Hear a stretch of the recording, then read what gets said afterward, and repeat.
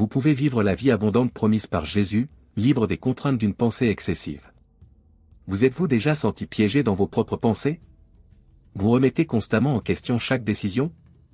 Mes amis, une réflexion excessive peut conduire à un épuisement mental. Aujourd'hui, nous allons discuter d'un problème commun à beaucoup d'entre nous, l'habitude de trop réfléchir. Je veux montrer comment nous pouvons nous libérer de l'emprise paralysante de cette habitude et expérimenter la vie abondante que Dieu nous offre. Imaginez-vous au bord d'un lac aux eaux cristallines, prêt à plonger dans l'eau. Tout est parfait, mais soudain des doutes surgissent, est-ce qu'il fait trop froid? Et si l'eau est plus profonde qu'il n'y paraît? Puis-je nager assez bien? Alors que vous hésitez, le soleil se lève et le moment parfait commence à s'éloigner. L'opportunité d'une baignade rafraîchissante disparaît, tout cela à cause d'une trop grande réflexion. Cette situation ne concerne pas seulement la natation, mais reflète le fait que beaucoup d'entre nous sont confrontés à des opportunités dans la vie. Commençons par analyser ce que la parole de Dieu nous enseigne sur nos pensées. Dans 2 Corinthiens, chapitre 10, verset 5, il est écrit, « Détruisant les raisonnements et toute arrogance qui s'élève contre la connaissance de Dieu, et amenant toute pensée captive à l'obéissance de Christ. » Ce verset nous propose une stratégie puissante pour lutter contre la pensée excessive. Dieu nous guide pour prendre le contrôle de notre esprit, en l'alignant sur sa vérité. Mais à quelle fréquence laissons-nous notre esprit être dominé par les inquiétudes et les doutes? Nous réfléchissons trop aux situations, créant des barrières mentales qui nous éloignent de la paix de Dieu. Il est temps de démolir ces forteresses et de bâtir nos pensées sur le fondement de Dieu. Embrassons maintenant la sagesse divine et cherchons à comprendre la racine de la pensée excessive. Nous réfléchissons souvent trop parce que nous essayons de contrôler tous les aspects de notre vie. Nous pensons que si nous réfléchissons suffisamment, nous pouvons prévoir et éviter tous les problèmes. Cependant, ce n'est pas ainsi que Dieu veut que nous vivions. Dans l'Ecclésiaste, chapitre 11, verset 5, nous lisons, « De même que vous ne connaissez pas le chemin du vent ni comment se forment les os dans le ventre de la femme enceinte, de même vous ne connaissez pas les œuvres de Dieu, qui fait toutes choses. » Ce verset nous rappelle qu'il existe beaucoup de choses au-delà de notre compréhension. Lorsque nous nous engageons dans une réflexion excessive, nous disons essentiellement, « Dieu, je ne fais pas confiance à ton plan. » Nous comptons sur nos connaissances limitées au lieu de nous appuyer sur la sagesse infinie de Dieu. Mais comment pouvons-nous briser ce cycle? Comment arrêter le flot incessant de soucis? La réponse réside dans le remplacement de nos pensées anxieuses par la vérité de Dieu. L'Écriture nous enseigne de rejeter les arguments et toutes choses élevées qui s'élèvent contre la connaissance de Dieu, en amenant toute pensée captive à l'obéissance du Christ. Ce verset nous offre une stratégie puissante pour lutter contre la réflexion excessive. Nous sommes appelés à prendre le contrôle de nos pensées, en les alignant sur la vérité de Dieu. Lorsque nous nous sentons submergés par nos pensées, nous devons les examiner d'un œil critique. Ces pensées sont-elles conformes à ce que Dieu dit de nous et de nos situations? Sinon, il est temps de les démolir et de les remplacer par les promesses de Dieu. Chers amis, ce n'est pas toujours facile, mais cela en vaut toujours la peine. Pensez à la quantité d'énergie que vous dépensez à trop réfléchir. Maintenant, imaginez canaliser cette énergie dans la prière, étudier la parole de Dieu et servir les autres. La transformation dans votre vie serait incroyable. Dans Philippiens, chapitre 4, verset 7, il nous est promis que « la paix de Dieu, qui surpasse toute intelligence, gardera vos cœurs et vos pensées en Jésus-Christ. » N'est-ce pas cette paix de Dieu que nous désirons tous? Même au milieu d'une réflexion excessive, cette paix nous est accessible lorsque nous plaçons nos pensées sous l'autorité du Christ, lui confiant nos incertitudes, nos peurs et nos doutes. Mais comment pouvons-nous appliquer cela en pratique, dans notre vie quotidienne? Premièrement, nous devons reconnaître quand nous entrons dans une spirale de réflexion excessive. Faites attention à vos schémas de pensée, répétez-vous des scénarios encore et encore? Imaginez-vous les pires résultats pour des situations qui ne se sont jamais produites? Ce sont des signes que vous réfléchissez trop. Lorsque vous remarquez que cela se produit, faites une pause et respirez profondément. Souvenez-vous des promesses de Dieu et répétez-les à haute voix si nécessaire. Dans Jérémie, chapitre 17, verset 7, nous lisons que « Bienheureux l'homme qui se confie en l'Éternel, et dont l'espérance est l'Éternel. » Laissez cette vérité pénétrer dans votre esprit. Votre confiance et votre espoir devraient être dans le Seigneur, et non dans votre propre capacité à tout comprendre par vous-même.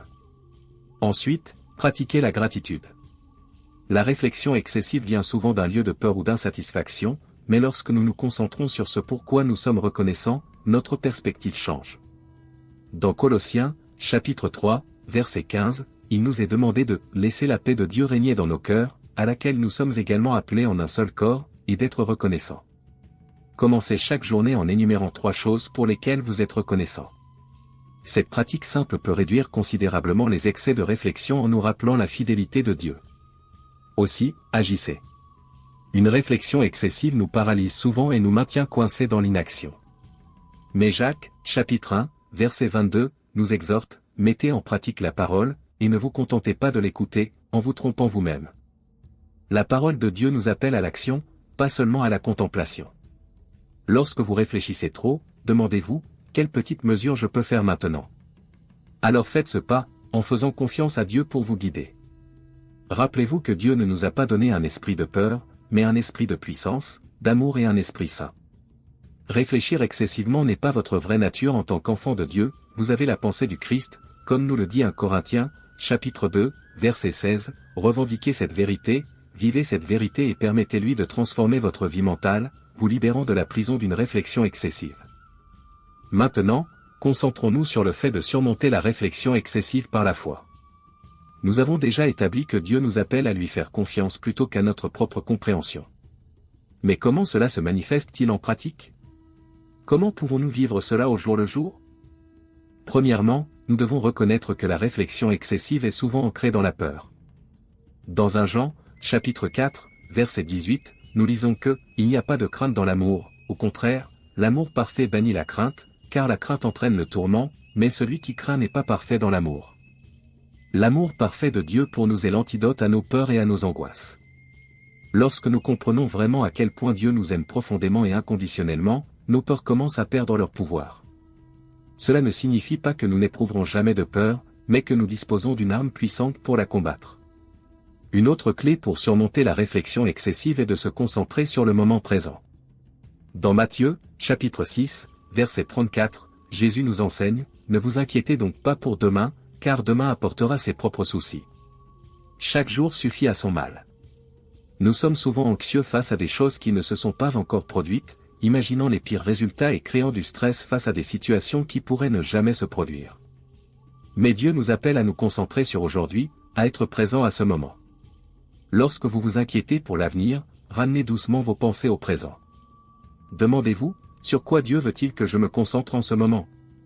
Cette pratique consistant à être conscient du moment présent peut réduire considérablement la réflexion excessive. Il est également crucial de se rappeler que nos pensées ne sont pas toujours fiables. Les Proverbes, chapitre 28, verset 26, nous avertissent, « Celui qui se confie en son propre cœur est un insensé, mais celui qui marche dans la sagesse sera sauvé. » Notre cœur et notre esprit peuvent nous tromper, surtout lorsque nous sommes enclins à trop réfléchir. C'est pourquoi il est si important de mesurer nos pensées par la parole de Dieu. Lorsqu'une pensée surgit, demandez-vous, cette pensée correspond-elle à ce que Dieu dit de moi et de ma situation? Si ce n'est pas le cas, il est temps de la remplacer par la vérité de Dieu. Cela nous amène à une autre stratégie puissante, la mémorisation des Écritures. Dans le psaume 119, verset 11, le psalmiste déclare, « J'ai gardé ta parole dans mon cœur, afin de ne pas pécher contre toi. » Lorsque nous remplissons notre esprit de la parole de Dieu, nous disposons d'une puissante défense contre les pensées excessives. Choisissez des versets qui traitent de vos luttes spécifiques contre l'anxiété et la réflexion excessive. Mémorisez-les, méditez-les et souvenez-vous-en lorsque vous constatez que vos pensées tournent en spirale. Laissez la vérité de Dieu être plus forte que vos peurs et vos doutes. Rappelez-vous, mes amis, surmonter la réflexion excessive est un processus. Cela ne se fera pas du jour au lendemain, mais avec des efforts constants et l'aide de Dieu, vous pouvez changer vos schémas de pensée. Dans Romains, chapitre 12, verset 2, nous sommes instruits, et ne vous conformez pas à ce monde, mais soyez transformés par le renouvellement de votre intelligence, afin que vous puissiez éprouver quelle est la volonté bonne, agréable et parfaite de Dieu. Cette transformation de notre esprit est continue et nécessite un choix quotidien pour aligner nos pensées sur la vérité de Dieu. L'un des outils les plus puissants pour surmonter la réflexion excessive est la prière. Dans Philippiens, chapitre 4, versets 6 et 7, nous sommes guidés, ne vous inquiétez de rien, mais en toute chose, faites connaître vos demandes à Dieu par la prière et la supplication, avec action de grâce. Et la paix de Dieu qui surpasse toute intelligence, gardera vos cœurs et vos pensées en Jésus-Christ. La paix de Dieu, qui surpasse toute intelligence, protégera vos cœurs et vos esprits en Jésus-Christ. Lorsque vous réfléchissez trop, transformer ces pensées en prière. Au lieu de vous inquiéter d'une situation, présentez-la à Dieu dans la prière. Demandez ses conseils, sa paix et sa perspective. Et n'oubliez pas d'être reconnaissant, même au milieu de votre anxiété. La gratitude est un puissant antidote à la réflexion excessive. Il est également important de s'entourer de personnes pleines de foi et de soutien. Proverbe chapitre 13, verset 20 nous enseigne, « Celui qui marche avec les sages sera sage, mais celui qui fréquente les insensés sera détruit. » Engagez-vous avec ceux qui peuvent vous encourager et vous orienter vers la vérité de Dieu. N'oubliez pas que Dieu est toujours avec vous dans votre lutte contre la réflexion excessive. Dans Isaïe, chapitre 41, verset 10, Dieu nous assure, « N'ayez pas peur, car je suis avec vous, ne soyez pas effrayés, car je suis votre Dieu, je vous fortifierai, et je vous aiderai, et je vous aiderai. Soutenez-vous de la main droite de ma justice. » Vous n'êtes pas seul dans cette bataille. Dieu est avec vous, vous fortifie et vous aide. Appuyez-vous sur sa force lorsque vous vous sentez faible et faites confiance à sa sagesse lorsque vous êtes confus. Mes chers amis, surmonter la réflexion excessive est possible avec l'aide de Dieu. Cela demande de la patience, de la persévérance et une volonté de changer nos schémas de pensée, mais la paix et la liberté qui découlent de la confiance en Dieu valent tous les efforts. Concentrons-nous maintenant sur la vie libre, sans le fardeau d'une réflexion excessive. La pratique de la pleine conscience est un outil puissant qui peut nous aider à arrêter de trop réfléchir.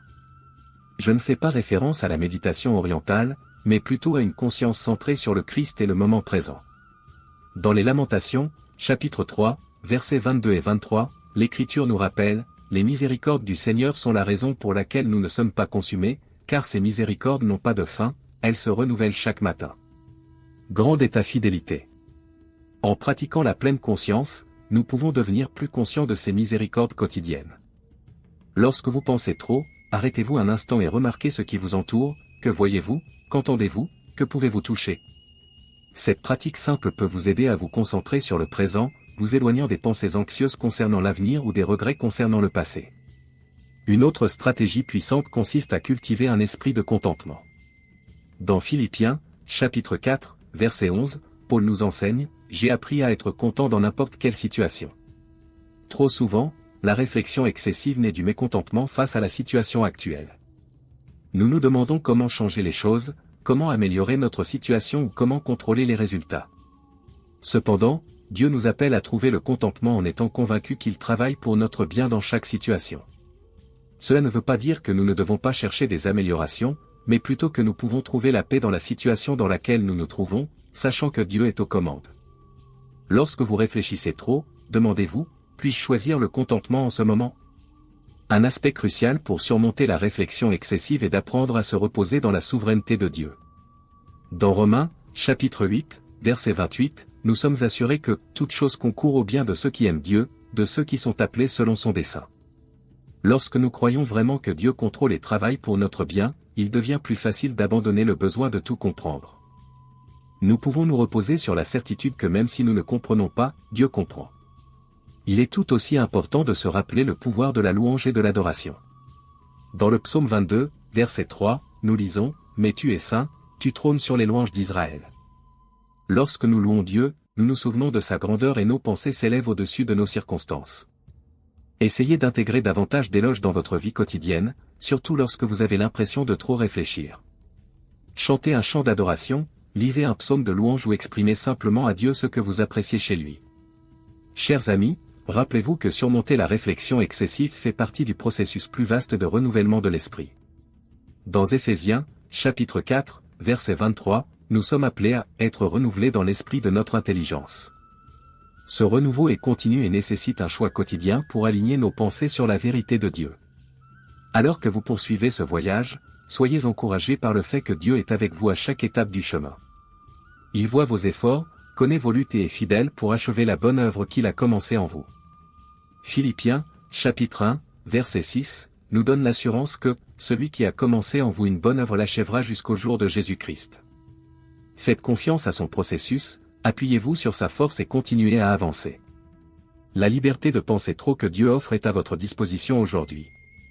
Embrassez-le, marchez et laissez cette liberté transformer votre vie. Si ce message vous a touché, tapez « Amen » dans les commentaires ci-dessous.